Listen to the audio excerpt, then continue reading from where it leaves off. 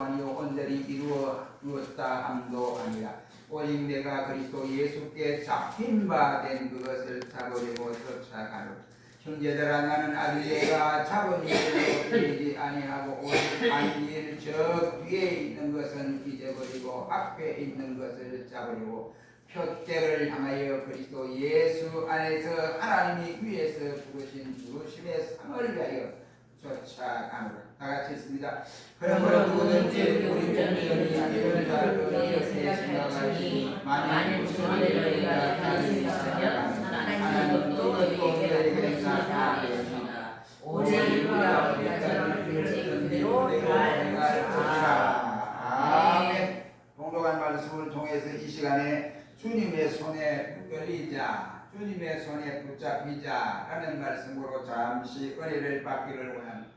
사도 바울은 자신이 다메섹 도상에서 부활하신 예수님을 만나 뵙고 그는 예수 그리스도의 신자가 되어진 것을 고백하고 있으면서 내가 그리스도 예수께 잡힌 바 된 그것을 잡으려고 쫓아가노라 라고 말씀을 하고 있음으로써 그는 주님의 손에 붙들려 있는 사람이다, 주님의 손에 붙잡혔다 이런 말이 되겠습니다.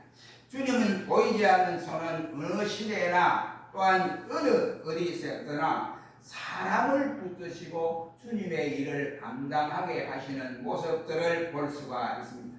사도행전 11장 21절 말씀에 보면 주의 손이 그들과 함께 하시니 수많은 사람이 믿고 주께로 돌아오더라 라고 말씀을 함으로써 초대교회의 모든 성도들이 다가 복음을 전할 때 복음을 전하는 저들의 이와 같이 주님이 저들을 손을 잡고 계셨다 이란 말입니다. 주님이 저들과 함께 하니까 허다한 무리들이 교회로 몰려오게 되었더라 말입니다. 다른 말로 말을 하면, 한마디로 압축해서 말을 하면 주님께 붙들림을 받아야 한다 말입니다. 이 세상에 어느 누구든지 주님께 붙들림을 받지 않으면 안 됩니다.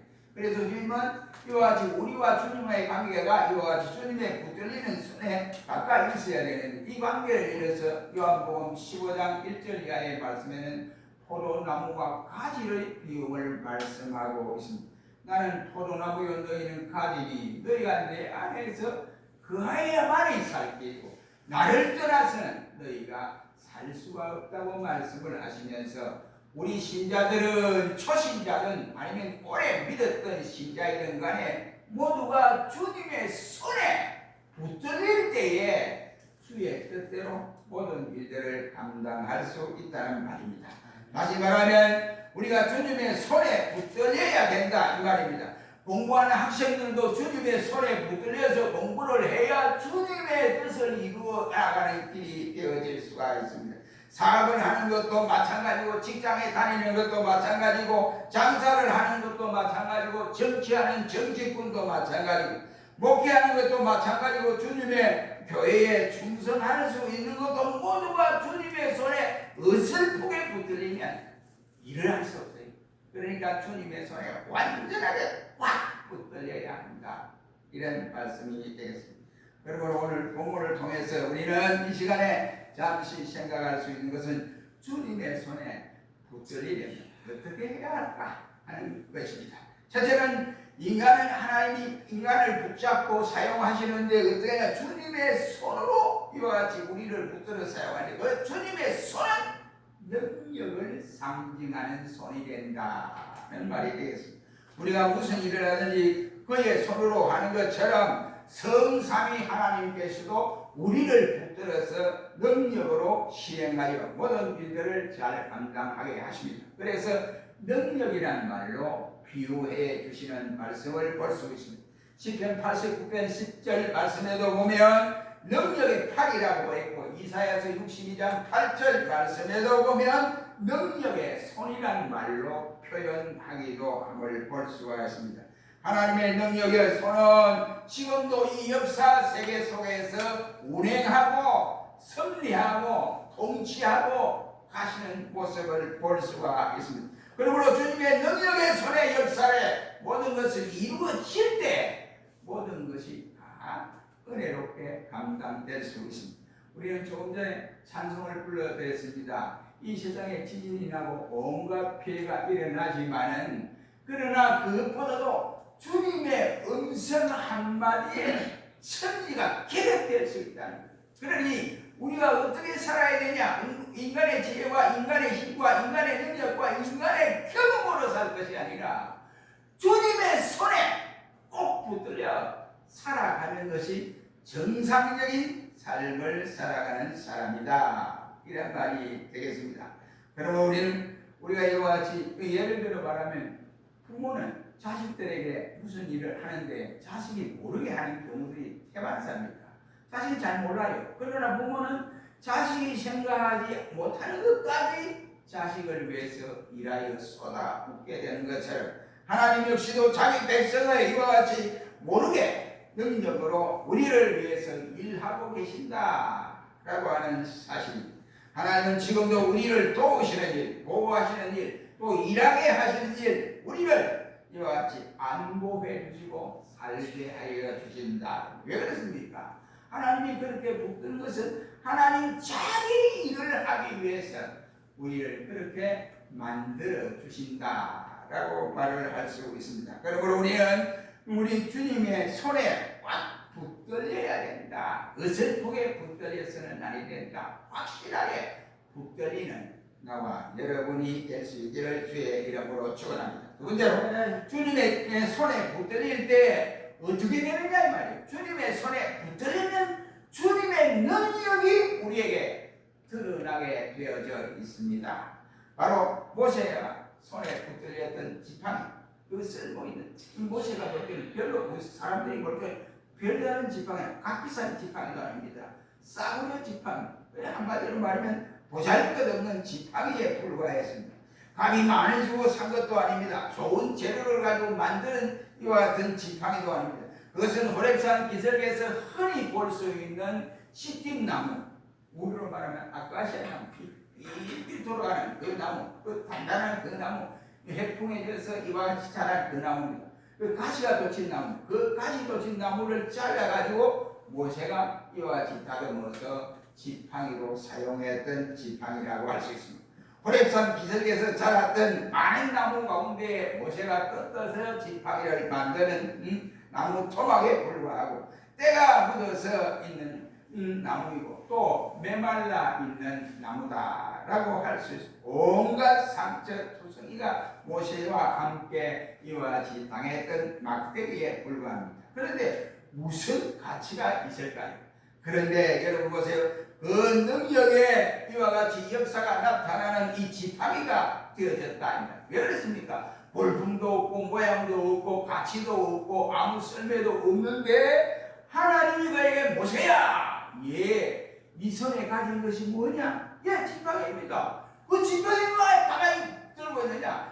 홍해 바다에 그냥 갖다 내밀어라. 했더니 모세가 백성들이 아우성을 치고 얘기는 모세야, 이런 자식아, 너가 우리 죽이려고 여기까지 인도했는 얘기는 뭐하는 짓이냐? 광야에 죽으냐?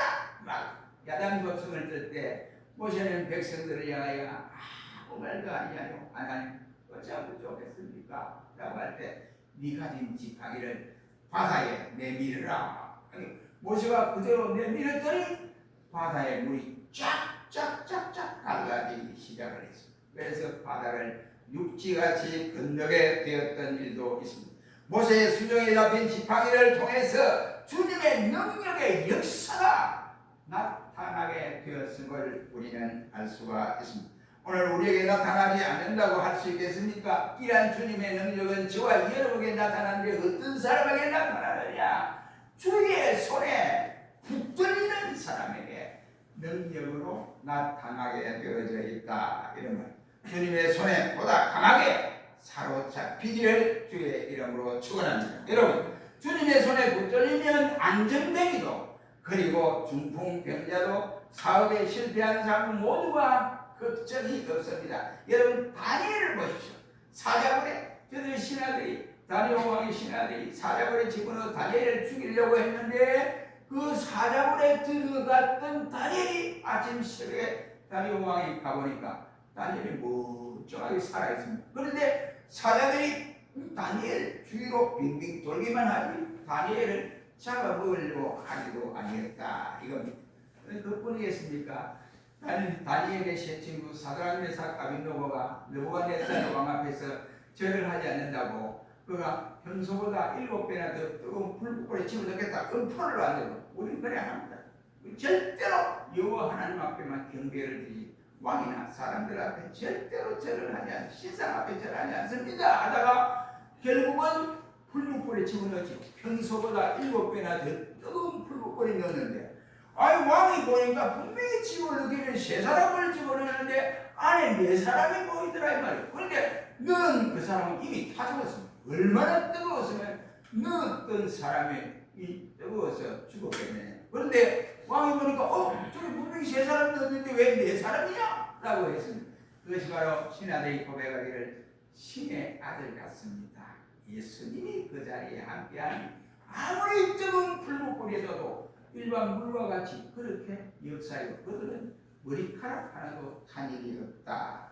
어디가 버립니까? 아브라함이 이와 같이 이 소돔 고모라에서 조카 롯이 부잡해 갔습니다. 그러니까 자기가 데리고 있는 318명을 데리고 5개 나라 연합군을 침공을 했습니다. 이 말이 됩니까? 아니거든요.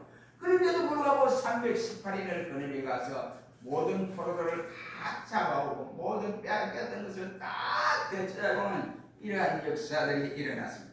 엘리야가 갈멜산에서 바알과 아세라 선지 850명과 싸울 때에 그거 뭐 가지고 있습니까? 가지고 있거든요. 그러나 그가 재단을 쌓아놓고 하나님 앞에 부르짖을 때에 하나님의 손에 붙들리니까 하늘에서 불이 떨어져서 그 재단을 쌓아 바알과 아세라 선지를 850명을 다 처단하게 되어졌습니다.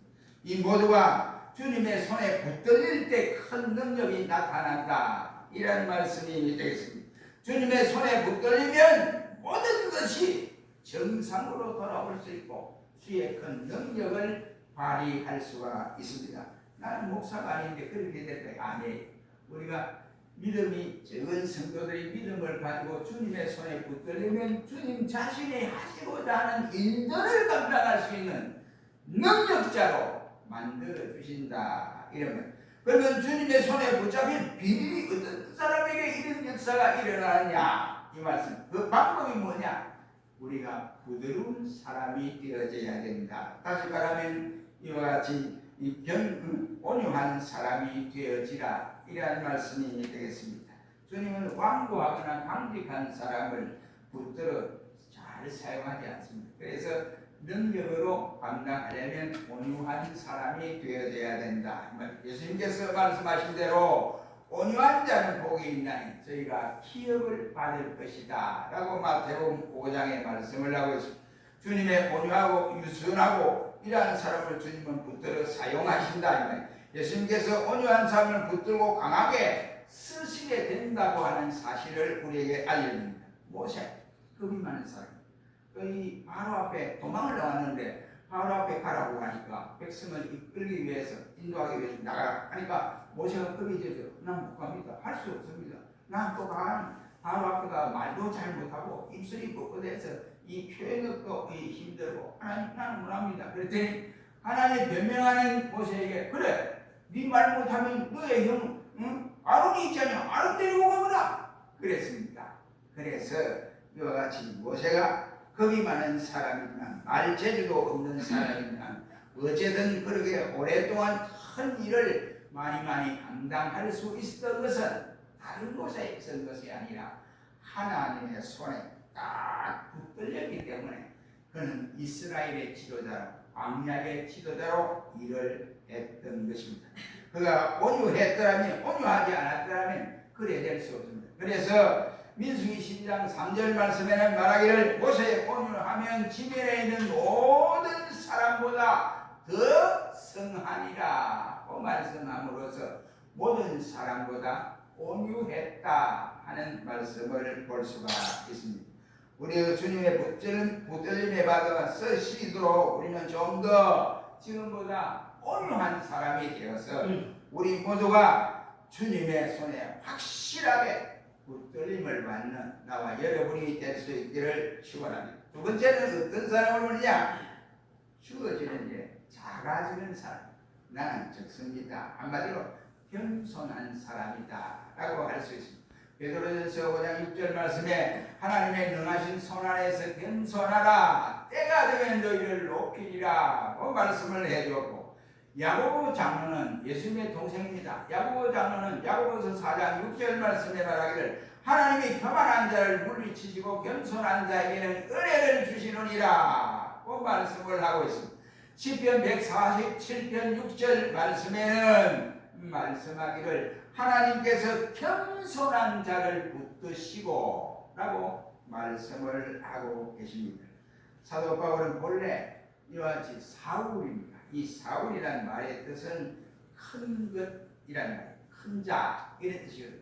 그러나 이 사울이 변함을 받고 예수님 말씀대로 바울로 개종하고 나서 그 이름의 뜻은 작은 자이라는 뜻이 됩니다. 이 사도 바울이 이와 같이 작은 자입니까? 원래 인간 중심적으로 하는 아주 큰 자예요. 방대한 자예요. 높은 자입니다. 지식이 많고 이런 사람이에요. 그런데 바울로 변경되고 나서 변화되고 나서 그는 작은 자, 이름 그대로 작은 자가 됐듯이 항상 예수님 앞에 작은 자로 활동했음을 볼 수가 있습니다. 오늘날 자기를 과신하는 이와 같은 과신평가 시대라고 말을 합니다. 다른 사람보다도 자기 자신을 이와 같이 피하라는 피할 시대라고 말을 합니다. 그러나 주님의 손에 붙들림을 받는 자는 자기 자신을 과대평가하는 사람이 아니라 겸손한 사람입니다. 나고자를 주님이 붙들어 사용하는 것이 아니라 겸손한 자를 사용하여 주신다. 여러분, 우리는 우리의 지식이나 경험이 있거나 어떤 유리한 것이 있을지라도 낮아져야 주님의 손에 붙들리십니다. 어느 장소이든지 사람이 알아주고 안 알아주고 그거 생각하지 말고 우리 주님 앞에 바로 살아가야 되는데 늘 우리는 겸손하자. 겸손하면 그때는 나를 알아준 사람이 없고 몰라주지만 시간이 지나면 모든 사람들이 겸손한 그자에게 높여주신다 라고 하는 것이 우리 성경의 진리입니다. 자기 자신을 없는 없이 낮추고 자가에서 주님의 손에 붙들려 쓰임받는 나와 여러분들이 될 수 있기를 주의 이름으로 축원합니다. 세 번째로 어떤 사람이냐? 주님께 맡기는 사람이다. 이런 말. 디모데후서 1장 12절 말씀에 보면 나의 의탁할 길을 그때까지 제가 능히 지키실 줄을 확신함이라 고 바울은 디모데에게 말씀을 하고 있습니다. 주님을 이와 같이 강하게 붙들든지 아니면은 이와 같이 믿지 않으면 붙들림을 받지를 못합니다. 주님의 강하게 붙들림을 받아야 강하게 붙들리는 이런 열정을 가지고 있어야 주님께 붙들림을 받아 감당할 수 있습니다. 믿고 맡기면 주님께서 그의 능력의 손으로 우리를 붙들어서 사용하여 주신다. 이 말. 잠언 16장 3절 말씀에 보면 너의 행사를 여호와께 맡기라. 그리하면 너의 경영하는 것이 다 이루리라. 그 말씀을 하고 계심을 볼 수가 있습니다. 여러분 다윗을 보십시오. 다윗은 고백하기를 시편에서 천만인이 나를 에워쌀지라도 나는 두려워하지 아니하리로다 했습니다. 한두 사람이 아니고 자기를 죽이려고 하는 사람이 10,000명이 둘러서서 완전 자기는 포로가 되듯이 둘러싸여 있는데 그래서 자기는 겁내지 않는다. 왜 그러냐? 그의 모든 것을 하나님께 맡겼기 때문에 그렇습니다. 엘리사의 종 게하시가 이제 아람 군대에 이제 나라에서 이 왕이 이 엘리사를 잡아왔어요. 이거는 이스라엘 침공할 때마다 항상 실패하거든요. 그러니까 실패 요인이 뭐냐 그러니까 이스라엘은 그 유능한 선지자 엘리사가 있습니다. 엘리사가 있는 한은 절대로 우리가 전쟁에서 이길 수 없습니다. 이러니까 이제 에돔왕이 화가 난 거예요. 화가 난. 그는 잡으러 가자. 그는 어디 있느냐? 이랬습니다. 예, 자기 고향 도단에 있습니다. 그래서 가자. 군대를 이끌어 갔습니다. 그런데 엘리사의 종이 게하시가 보니까 어느 날 아침에 보니까 새까만 군인들이 완전 도단을 포위하고 있습니다. 그런데 엘리사에게 보고를 합니다. 선생님, 지금 밖에 보시지요. 왜?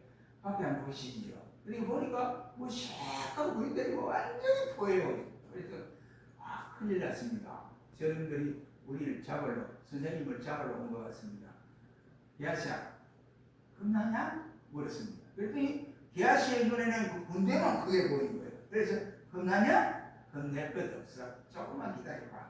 그랬는데 웬일입니까? 천군 천사들이 압박으로 저들을 완전히 포획해버렸습니다. 그러니까 엘리사는 방 안에 가만히 기도만 하고 있는데 모든 것이 자동적으로 하나님이 천군 천사를 보내서 저들을 다 물리치게 만들었습니다.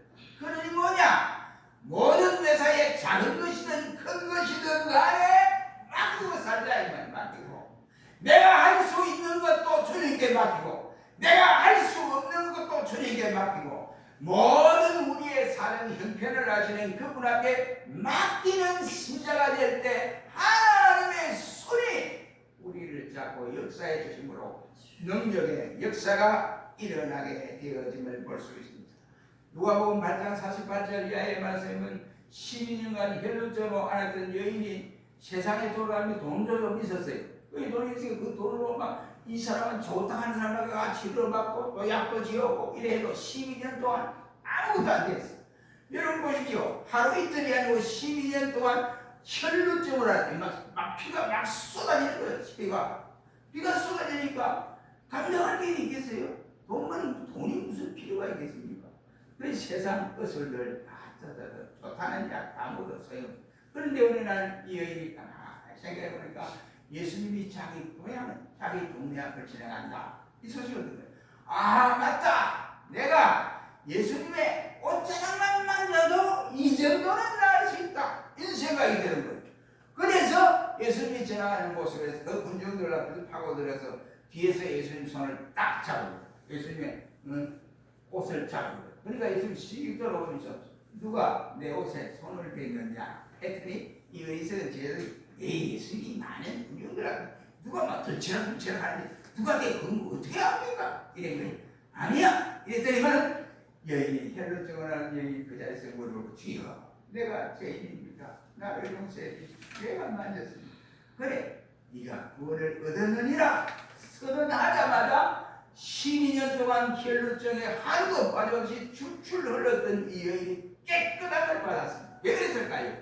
주의 손에 붙들리는 역사가 일어났기 때문에 나았다. 이런 말씀이 주님의 손에 붙들리면 쓰임받을 때의 능력으로 우리가 일을 할 수 있습니다. 그러나 주님의 손에 붙들리지 않으면 일을 한다고 하면 힘들고 어렵고 또 일을 해도 즐거움과 기쁨으로 하지 아니하고 감사함으로 하지 아니하고 또한 짜증이 납니다. 왜 나만 이 일을 해야 되느냐?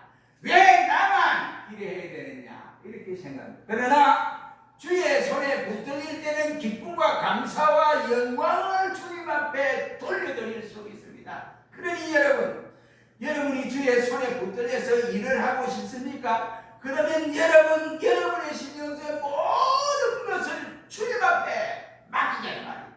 내가 하려고 하지 말자 이 말입니다. 내가 하려고 하면 주님 싫어합니다. 주님의 능력을 부인하는 자가 되기 때문에 그렇습니다.